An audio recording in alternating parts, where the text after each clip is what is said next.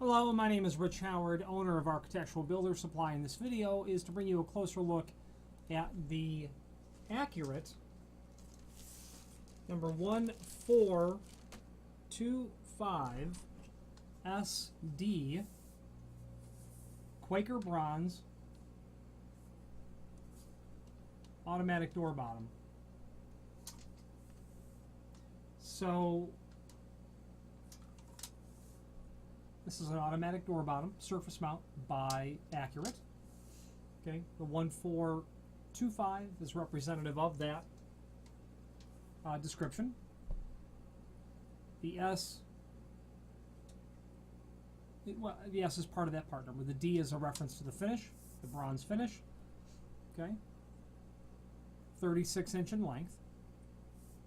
Again, this is a surface mount model. Take note of this end here. We're going to call that the plunger end. It's normal for the seal to be sent out long so that you can trim it in the field. That's a sponge neoprene insert that's there. The other end does not feature that plunger, and that's how we're going to know the two different sides. Okay. So automatic door bottoms, what are they used for, etc. Automatic door bottoms are simply a device that seals the bottom of the door when the door is closed. That's what they do. It's really that simple. They are a very elegant solution, in my opinion, to sealing the bottom of the door for a few reasons, which we'll discuss at the end. And let's move forward. First of all, before we get into this item and how it works, there is a link below this video to the product brochure. That's nice to see because you can, in one concise sort of view, see this door bottom and Accurate's sister products to it. Standard duty, which is this model is considered standard duty. Heavy duty, which is the 426S. Okay, you've got, and those are both surface mount. You've got your mortise mount, of which there are 4 others on the page, and they're all a little bit different as well.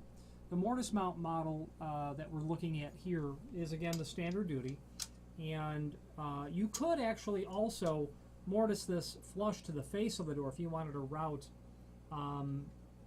the face of the door on the bottom and make this flush with the face of the door. You could do that as well. I wouldn't see any reason why that would be a problem. So this model is available in mill aluminum finish naturally and a gold finish as well. Moving forward, how does it work? Well, it's actually quite simple. You've got your plunger side. This side is always going to be the hinge side of the door, meaning it will always be installed towards the hinge side of the door, never the other side. The opposite side, which we're going to call the lock side, will only get this side, the side without the plunger. So, how the device works is when you attach this to the face of the door, must be installed on the push side, cannot be installed on the pull side. When the door is at its very final part of the closing cycle, this plunger is going to come in contact with the stop of the frame. It's naturally going to be sticking out like this, so as the door closes, this will make contact with the stop of the frame. When it does, this has nowhere to go but in, and when it goes in, the bottom drops. And all I've done over here is just push it in with my finger. And you can see how the bottom drops. Now, it is supposed to drop unevenly like that. That's by design. Here's how it will actually work when you install it. My thumb is going to act as the sill. So as the plunger drops, it will make contact with the sill, and then the other end will drop as well. So if I'm not using my thumb as that, it will drop only like this. But when I restrict it over here, it will come down and drop evenly, or however the case might be. So the action is this. Door closes, one end of the plunger drops, then the other side comes down like this. So it makes a nice seal across the sill, regardless of the sill being completely or perfectly level. So you can be a little bit out of level as well. That's one of the reasons it's an elegant solution, in my opinion.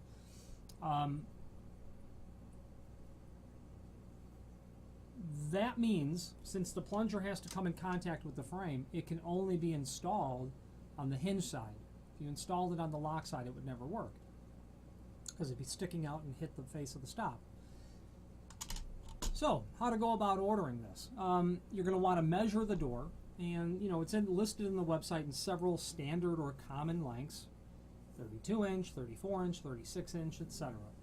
Well, the size that you're going to need is really never going to be any of those sizes. So I strongly suggest that you order the size you need and have the factory cut it to that length so that you don't have to do hardly any trimming except maybe this final trim here with the neoprene. Okay? When that neoprene drops down, it just drops and seals. Okay? There's nothing that is dragging or being dragged across a floor, wood or concrete or whatever the floor might be, to damage the door bottom. It's only dropped at the very end, making a very long expected life out of the seal material that the automatic door bottom is using, making it an elegant solution. You're not prematurely wearing out the surface on a floor, wearing out your weather stripping. It's just sealing. Makes a really good idea for that. Now, let's jump into the installation instructions. And before we do that, you can hardly but see them through the packaging here, but those are just screws. You can see that there are holes drilled in it, and that's just going to be for attaching it to the face of the door, again, only on the push side. Installation instructions, if you can fire that link up, we'll go through it. We're going to go through it step by step. Step 1, cut the unit to match the door width. Always cut opposite end of adjusting screw. So,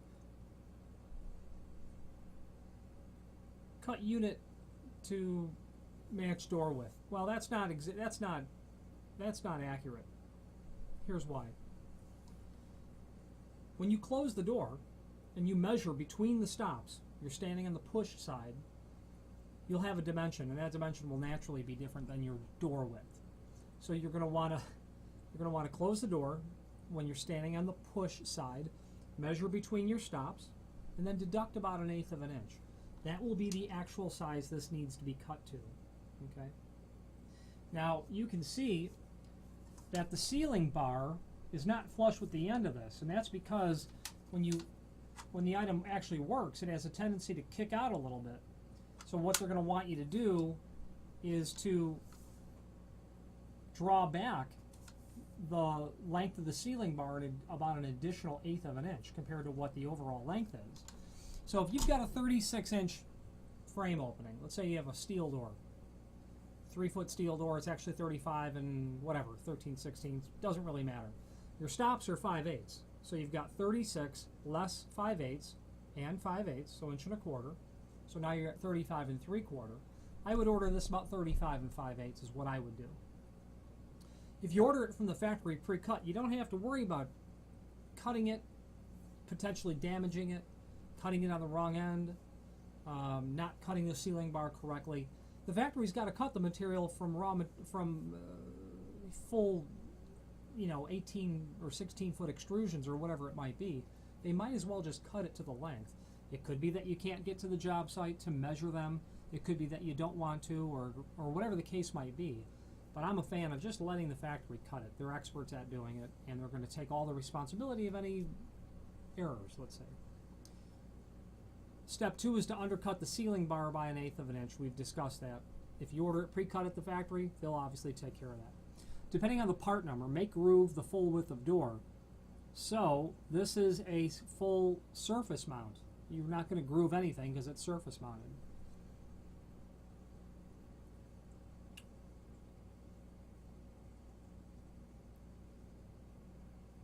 Jumping now all the way to step 5, because step 4 is for a mortise version. Turn the adjusting screw clockwise until it is approximately 1/8 of an inch beyond the door. So what they're saying at this point is you're going to, the door is already hung. You don't need to unhang it for this model. These instructions are kind of a bit too, they're really for a mortise mount. So we're going to deviate a little bit. Your door is hanging. You're going to attach this to the face of the door, and you're going to do so where this is sticking out only about 1/8 of an inch. Okay, if you're going to attach this to the face of the door when the door is closed, you'll want to bring that flush, obviously. Now, you've got the unit attached at the bottom of the door. Keep in mind that you've got a basically up to a 1-inch drop that this will be able to handle. As it's installed on the bottom of the door, you open the door, and you can turn your plunger or your adjusting screw out. Turn it out a couple of turns. Close the door. Test for the drop. Check to see where it is. Make sure it's... you'll obviously need to get it dropping far enough so that it makes contact, but just contact. You don't want to turn this out so far that the sealing bar has got a significant amount of pressure from the mechanism, such that when you start to open the door, it's not retracting yet. As soon as you open the door, you need that sealing bar to be retracting back up into the housing. Well, here's how it really works. This plunger is connected to a flat spring. That flat spring is inside of this mechanism. There's evidence of the flat spring of the screw here. Okay. When the plunger goes in, the flat spring is compressed. It can only do one thing. It can belly. And that bellying action is what touches the sealing bar inside of this groove down in here. You won't be able to see the mechanism in there, but it's in there. So the flat spring is compressed, forces the sealing bar down. Now you can imagine that if you've got too much of the plunger turned out, well, that plunger is really pushing on that flat spring a lot, forcing an improper amount of pressure on the sealing bar towards your sill, so that when you go to start to open the door, it won't be retracted yet. You'll be dragging it actually across and probably destroying the unit itself. So pull the adjusting screw or the plunger out, test for proper operation, get it just to seal, and that's it. You don't need any more than that. So the bottom portion of this below step 7, which we kind of just went over, service applied 425S, which is what we're dealing with here. These are non-handed and can be used for left or right hand doors. That's correct. You can have it on this side or you can have it on this side. Mount flush to the bottom edge of door, making sure adjusting screw is on the hinge side of the door. Cut housing to allow for door swing clearance if needed. Undercut the sealing bar by 1/8 of an inch. Final adjustments are done as we just discussed. That warning at the bottom is everything that I pretty much just said. Care must be taken not to overstress the sealing bar and cause internal damage. Absolutely. Because of those reasons that it contours itself to an unlevel sill, or a sill that's not exactly level, because it does so in such a way that does not damage the floor at all or damage itself, I find automatic door bottoms elegant solutions, as I've said. If I've sold 10,000 of these or even more, there'll be one complaint out of all that quantity of sales, and it's because of when the door is opened, you can hear that small amount of noise that is made when the housing retracts back up. I've never had somebody decide not to order this because of that sound. You know, the door makes sound as the latch strikes the strike plate anyway. And I can't think of a lot of installations that would be completely impermissible of having any sound from the door. However, I have heard that complaint once. It was several years ago, and did not affect the job or the installation. And I had never even thought of it before it was even mentioned. However, I'm aware of it, so that's why I'm mentioning it now. If you have any questions on how to go about installing this or properly prepping the door for it, feel free to reach out to me. Accurate is a full-line manufacturer of all things commercial weather stripping related. They do a lot of automatic door bottoms, a lot of specialty thresholds, unique applications and solutions. If you have any questions on the Accurate 1425S D3 automatic door bottom or any other Accurate product, please feel free to reach out to us. Thank you.